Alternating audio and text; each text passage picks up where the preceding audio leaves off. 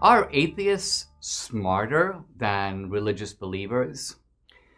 This has not been my experience. I've actually had the pleasure of debating many of the world's leading atheists. I did about 10 debates against the atheist Christopher Hitchens.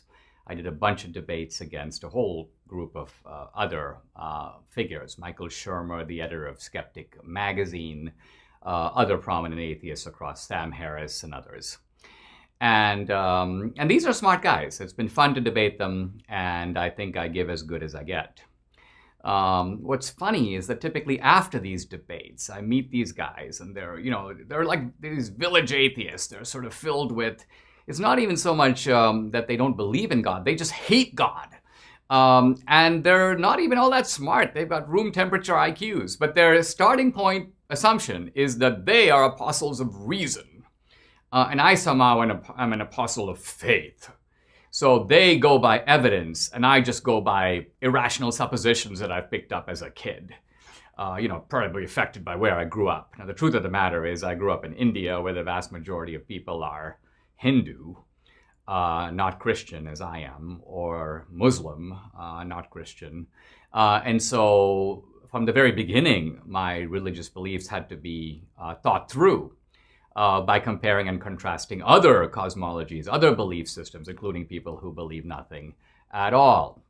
But this notion that atheism has a sort of intellectual advantage over theism is widespread in the atheist community. Now, very interestingly, this idea was taken on by a prominent astronomer and astrophysicist, Neil deGrasse Tyson, who is himself identified with the atheist community. I know he's gone to conferences that the atheists have put on, and this guy's a very smart guy, a prominent astrophysicist, but he's also kind of a cultural celebrity. He does these popular shows in which he explains the Hubble Space Telescope, and he explains the planets and the Milky Way and the universe. And so he has been doing this on the talk shows, and he's sometimes on comedy shows, and he's a very affable character. But recently, in a very surprising interview, this was actually on the Joe Rogan podcast, Neil deGrasse Tyson talks about why he does not call himself an atheist. Listen. Why I don't call myself an atheist. It's why. You can look up the dictionary definition of atheist, and it kind of applies to me, but what is the definition of atheist in practice? It is what leading atheists do, and it's their conduct, and it's their behavior, and it's what they say, and it's their attitude. Mm-hmm. That is what an atheist is today, because they're the most visible exemplars of that word. And most of their conduct, I either don't agree with or simply don't engage in. What don't you agree with? I don't debate religious people and tell them they're idiots. I don't. Yeah, that doesn't work. It's whether or not it works, it's not in me to do that.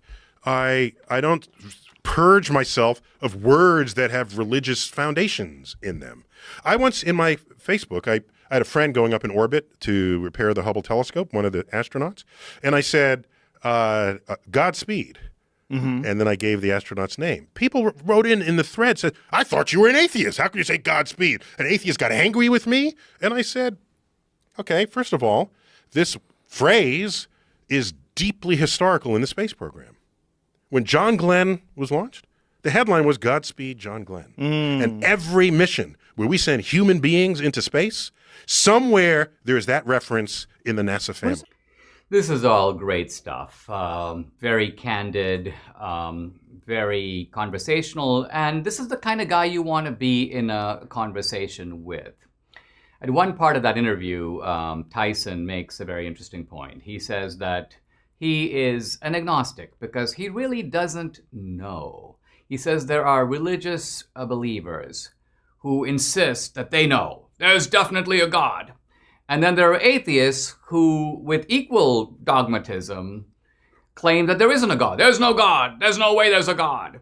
And Tyson makes the point that both of these groups are professing to a knowledge that they don't have. And only the agnostic, in a sense, is truly honest, because only the agnostic admits that based on reason alone, it is impossible to know for sure. Now, by the way, I agree 100% with that analysis, and I want to make what may seem to Tyson like a surprising concession.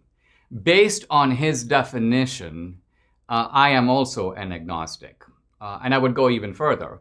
Based on his definition, most religious believers are also agnostic in that sense. And to understand why I would say this, you have to make a distinction between believing something and knowing something. So a belief is something that you hold, but it stops short of knowledge, which is something that you know definitively and for sure and without a shadow of a doubt. If religious believers truly knew for sure based on reason alone, there would be no room for faith. In fact, Jesus' command to have faith, that faith is really what saves us, would become meaningless, because it doesn't take any faith for me to believe in trees. It doesn't take any faith for me to believe in my wife standing right here in front of me and producing this podcast. I don't have to believe in Debbie. Why? Because I know her. She's right here. Belief is one step short of knowledge, and it creates room for faith. Now, you might say, Dinesh, well, if that's the case, why believe anything? Why don't you just wait until you have knowledge? And the reason is that when it comes to some issues, and life after death is one of them, you can't have full knowledge. You never will. There's no amount of scientific experiments that you can do, not just in the past or now, but even in the future, that could establish whether there is, you might say, another world behind the world and a destiny beyond the grave.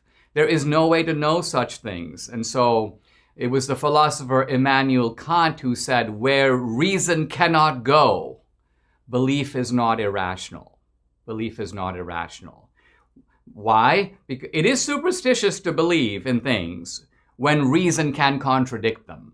And so, for example, if I say, for instance, that there are people walking around on this earth who have 4 eyes, that's verifiable. We can go around and check out every single human on the planet and see if there's one with 4 eyes. That's refutable. But can you refute the idea that there's life after death? No. There's no amount of evidence that you can produce, and in fact, you don't have any. Neither do I. This is in the realm of pure belief. So, bottom line, why do believers believe at all? You might say, if they can't be sure, what good does it do them? What's the point of it? Well, number one, belief in God helps to provide an explanation for the universe, for why there is a universe, for what purpose we have in life, for why there is a moral order, for why there's right and wrong, and why this knowledge of right and wrong seems somehow embedded in us. And it's not an extension of Darwinian survival or self-interest. In fact, our conscience usually militates against it.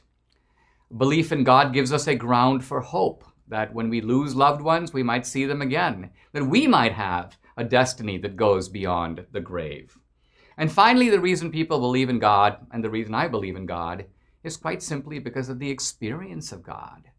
The believer has an experience of God that is not fundamentally different from any other experience that we have. Not just experience of other people, but even that inner experience that tells us that there is a part of ourselves that is unreachable by other people. Think about it. When you see me or you hear the outer Dinesh. You hear what I say, you see what I look like, but the inner Dinesh, what's going on, you may say, in my mind or in my soul, you have no idea.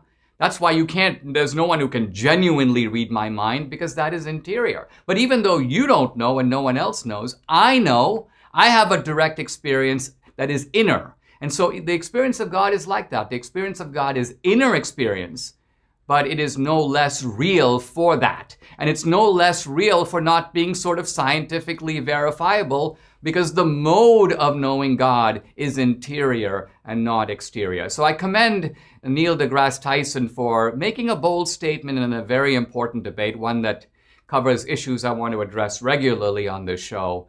But the bottom line of it is that he's saying, and I agree, that in terms of reason, we don't know things, but we still are not irrational. In fact, there's every good reason to believe in them.